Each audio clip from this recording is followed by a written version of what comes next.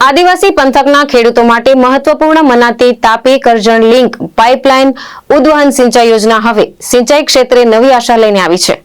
આ યોજના દ્વારા સુરત જિલ્લાના ઉમરપાડા તથા નર્મદા જિલ્લાના ડેડિયાપાડા તાલુકાના અનેક ગામોને સિંચાઈનું પાણી મળશે। અંદાજે 44 કિલોમીટરથી વધુ લાંબી આ પાઇપલાઇન યોજના દ્વારા પાણી ઊંચાઈ સુધી પહોંચાડીને ગ્રેવિટી ફ્લો પદ્ધતિથી ખેડૂતો સુધી પહોંચાડવાની વ્યવસ્થા કરવામાં આવી છે। તાપી કરજણ લિંક પાઇપલાઇન ઉદ્વહન સિંચાઈ યોજના આદિવાસી વિસ્તારના ખેડૂતો માટે ખૂબ જ મહત્વપૂર્ણ સાબિત થવાની છે। આ યોજના દ્વારા સુરત જિલ્લાના ઉમરપાડા તાલુકાના 51 ગામો તેમજ નર્મદા જિલ્લાના ડેડિયાપાડા તાલુકાના 22 ગામો મળીને કુલ 73 ગામોને સિંચાઈનું પાણી મળશે। આ યોજનાની કુલ લંબાઈ લગભગ 44.30 કિલોમીટર છે અને તેમાં મહત્તમ 872 ફૂટ ઊંચાઈ સુધી પાણી પહોંચાડવાની વ્યવસ્થા કરવામાં આવી છે। ત્યારબાદ ગ્રેવિટી ફ્લો પદ્ધતિથી પાણીનું વિતરણ કરીને ખેડૂતો સુધી સિંચાઈનું પાણી પહોંચાડવામાં આવશે।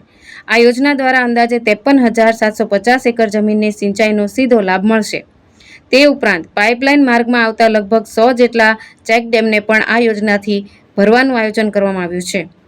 આ સાથે જ ઉમરપાડા તાલુકાના સિંચાઈ સુવિધાથી વંચિત રહેલા 29 ગામોને લાભ મળે તે માટે યોજનાનું એક્સટેન્શન પણ કરવામાં આવશે, જેના કારણે અંદાજે વધુ 19,000 એકરથી વધુ જમીન સિંચાઈ હેઠળ આવશે અને ખેડૂતોને ખેતી માટે પૂરતું પાણી મળી શકશે। પ્રશાંત પટેલ, દ્રષ્ટિકોણ ન્યૂઝ, બારડોલી।